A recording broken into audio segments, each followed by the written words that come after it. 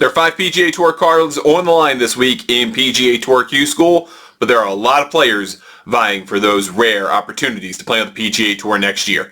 I'm Ryan Ballingy with Golf News Net with a Q-School preview for you from PGA Tour Q-School presented by Korn Ferry. It's played once again this year at TPC Sawgrass on the Dyes Valley course, one of the 2 courses at TPC Sawgrass, as well as Sawgrass Country Club, which was one of the original homes to the Players Championship. There are 171 players in the field this week in PGA Tour Q-School vying for a $510,000 purse, $50,000 to the winner. But most importantly, there are at least five PGA Tour cards available to players this week in the 72-hole tournament.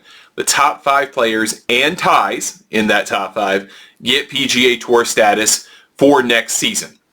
Now, last year was the first year in about a decade of having these cards available, and it kind of went so-so for those players who were able to get PGA Tour cards in terms of how they did on the PGA Tour the following year and avoiding having to come back to Q-School and retaining their status for next year.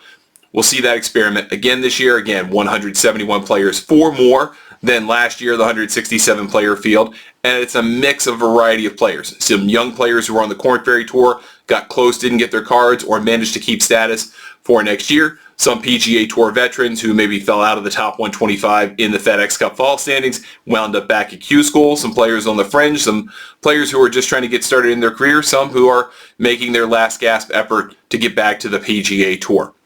It is a strenuous week. The entire field will play 4 rounds. There is no cut.